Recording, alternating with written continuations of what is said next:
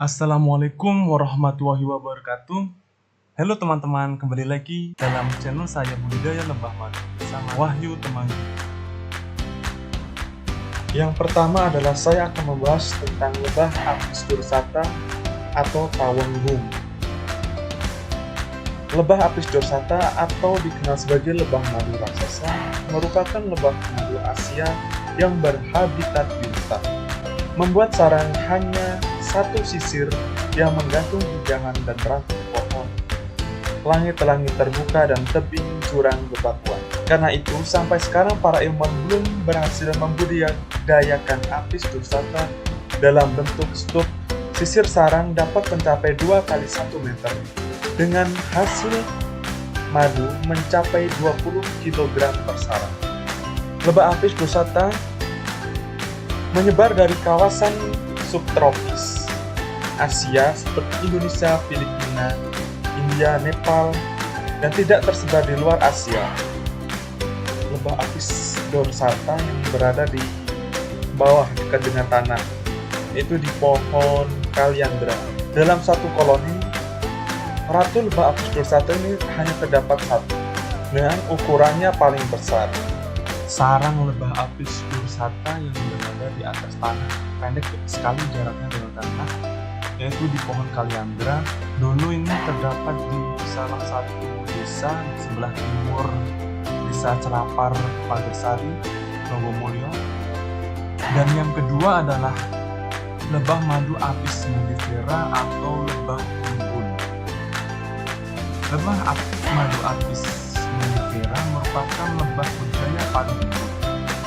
Selain menghasilkan madu yang melimpah, lebah ini sendiri juga sangat jinak, maksudnya tidak mudah menyerang atau menyerang kita, dan relatif mudah dipelihara. Lebah madu mellifera pada saat ini sangat mudah ditemukan di Jawa Tengah seperti Pati, Jepara, Batang, Boyolali, Semarang, Temanggung. Di Jawa Timur, di Malang, Pasuruan, Probolinggo, Banyuwangi, Kediri, dan di Jawa Barat itu di Sukabumi, di Yogyakarta, di Papua, Wamena. Madu yang dihasilkan dari lebah jenis ini sebenarnya bisa mencapai 60 kg per koloni per tahun, dengan catatan bahwa tanaman pakan lebih memadai dan manajemen koloninya dilakukan secara benar.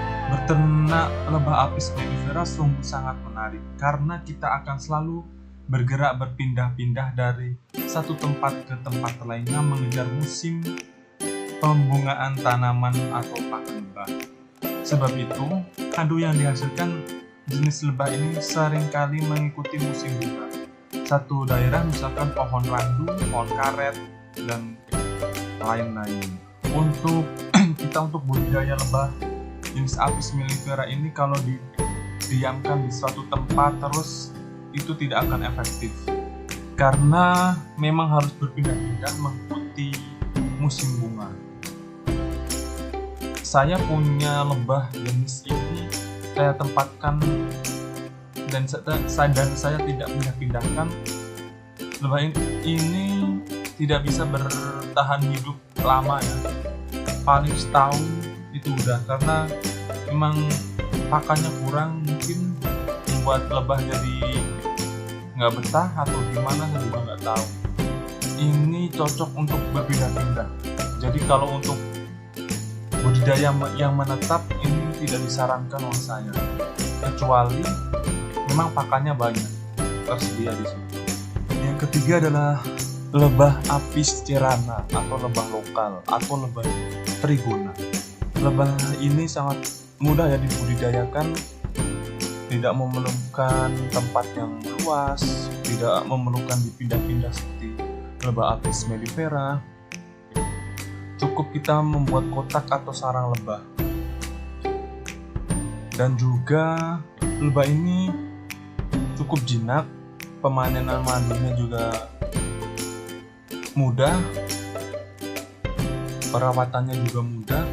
Cara mengembangbiakannya ini yang menurut saya agak sulit dikembangbiakan. Beda dengan Apis mellifera, karena lebah Apis cerana ini agak sedikit galak Pemanenan madu dilakukan pada malam hari karena lebah ini kalau malam hari dia nggak agresif, nggak seperti siang hari. Kalau siang hari dia sangat galak, bro. Untuk perawatan sih yang penting tempatnya bersih dari ini serangga seperti semut, kecoa, laba-laba, cicak, itu yang sering mengganggu lebah. Produksi madu cukup lumayan banyak kalau lebah jenis ini, tergantung musim. Biasanya dari musim Januari sampai Mei.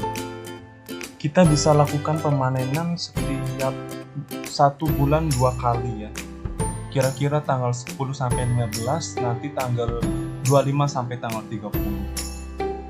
Itu pas musim bunga mekar. Itulah teman-teman 3 jenis lebah yang dapat saya terangkan. Mudah-mudahan bermanfaat, memberi wawasan. Jangan lupa like, share, komen, dan subscribe agar bisa membantu channel ini dalam berkembang. Terima kasih. Wassalamualaikum warahmatullahi wabarakatuh.